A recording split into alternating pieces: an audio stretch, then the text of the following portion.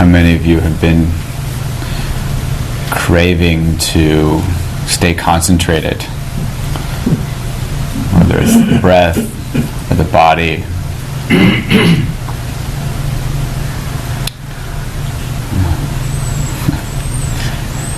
In my book entitled The Craving Mind, I wrote a chapter called "Why is it so hard to concentrate? Or is it?" And this came from an exploration from my own experience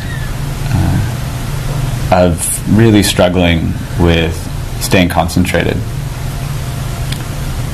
Whether it's the breath or another object, would really struggle, and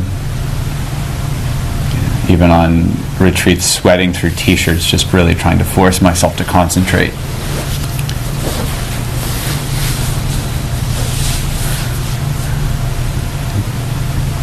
There are, some of you may have heard of this list of 7 things called the factors of awakening. I thought maybe this morning we could explore that a little bit in the instruction. I had at first kind of memorized it as a list, and that wasn't that helpful for me. But in one particular teaching, they're taught in a particular order. And when I explored that experientially, I found it extremely helpful. So perhaps it will be helpful for you, perhaps not. You can see.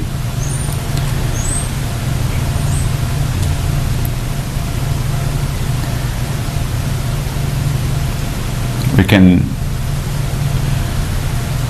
maybe use the analogy of reading a book, or even apply this to the breath as I walk through these 7 factors. The first factor is basically is mindfulness. So when we pay attention, we bring awareness to the object.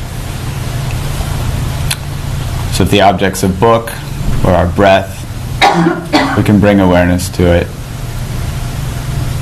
But if it's kind of boring, it's going to be really hard to read the book.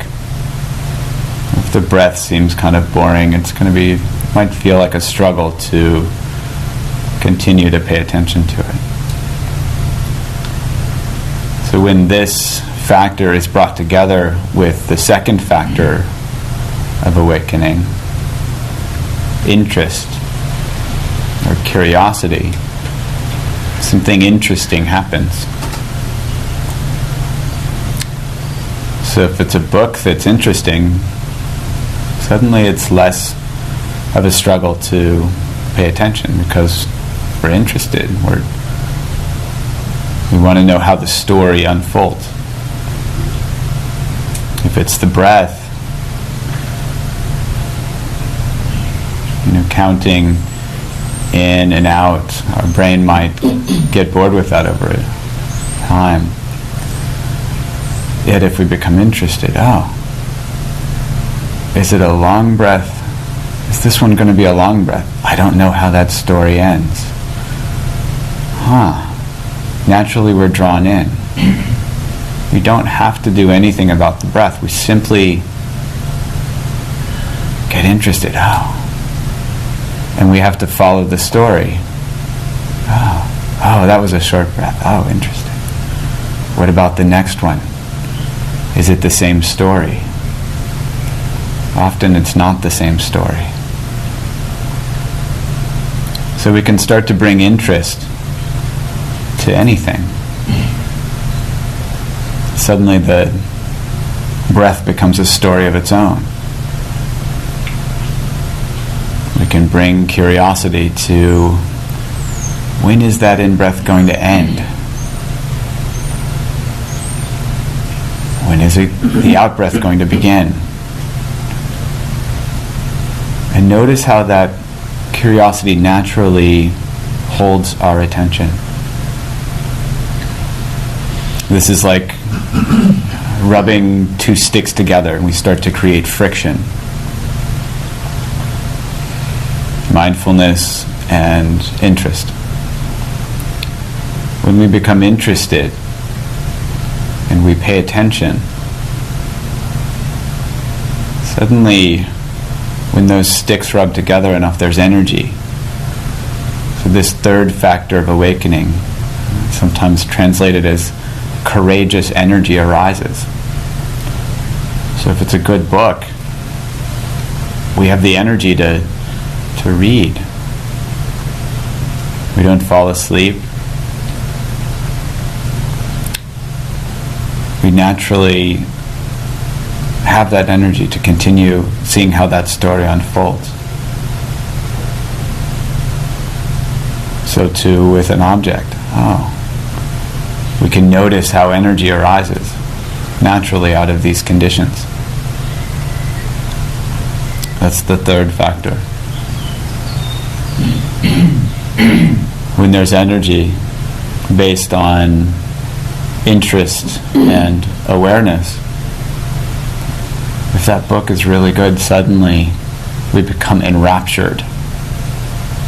So rapture, or even joy, is a translation of this fourth factor of awakening. We become enraptured with the book.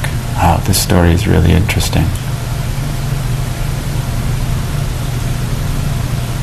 So noticing how that interest and that awareness carry us into the next two factors of awakening. Where there's rapture, where there's joy,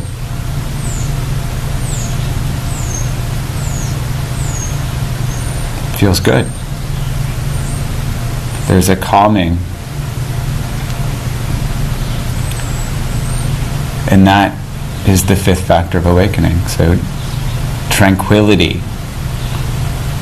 So when we become enraptured, there's this natural tranquil state. If we're really into a good book, we can sit and read for hours. If we're really into a good breath, we can sit and pay attention for moments, right, as we string these moments together. Notice how none of these take any force. None of these take any drive, any white knuckling. They simply arise out of conditions. So awareness, factor number 1. Interest, factor number 2. Energy, factor number 3. Rapture, joy, factor number 4. Tranquility, factor number 5.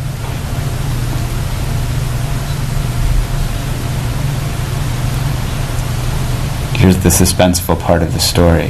What's number 6? Concentration. Wait a minute. Concentration arises out of conditions? I don't have to force myself to concentrate? Was it placed incorrectly in the list? Wasn't that supposed to be number 1 or number 2?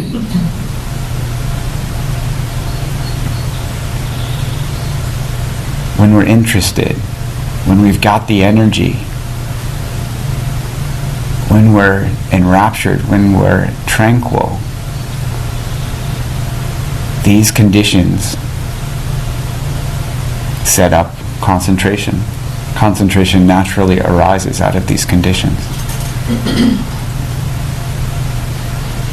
No force necessary, no effort required.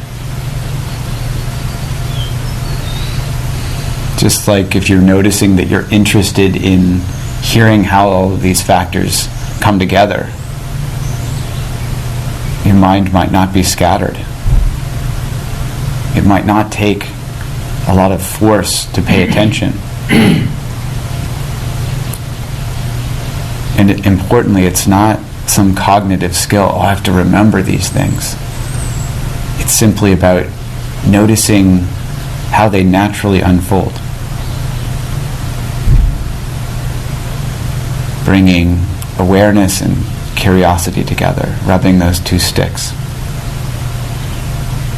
So concentration arises. And then the seventh factor of awakening arises out of those conditions. Equanimity. We become equanimous. If we're reading a really good book and we're so concentrated on it, there can be all sorts of mayhem happening around us, yet we don't notice. We're that concentrated. We're not moved by the external conditions, the circumstances. Somebody might be screaming in the background, we don't notice. Our mind isn't trying to distract us to do other things because we're concentrated. So that equanimity, that imperturbability, that non-reactivity naturally arises out of those conditions.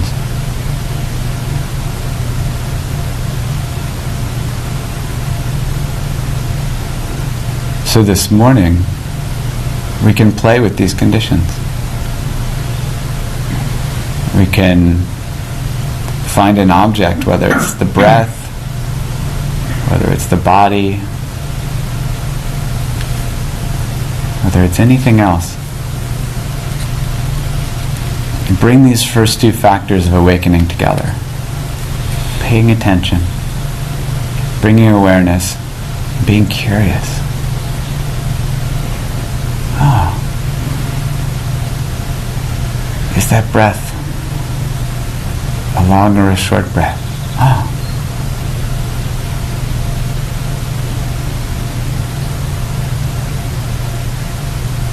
There are an endless number of things within the breath, within the body, within whatever our object is that we can be curious about.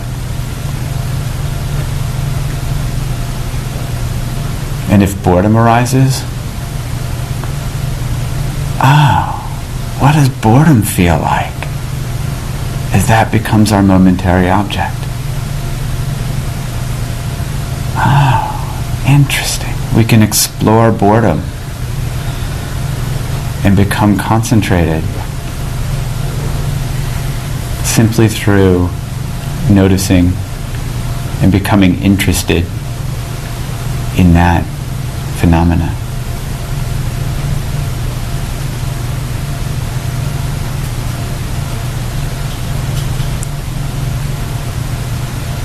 So our mission this morning, should we choose to accept it,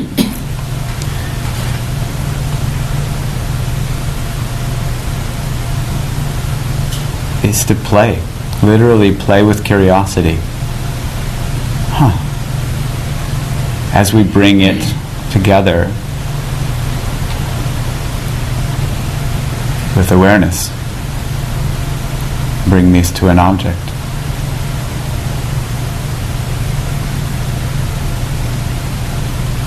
And watch what unfolds.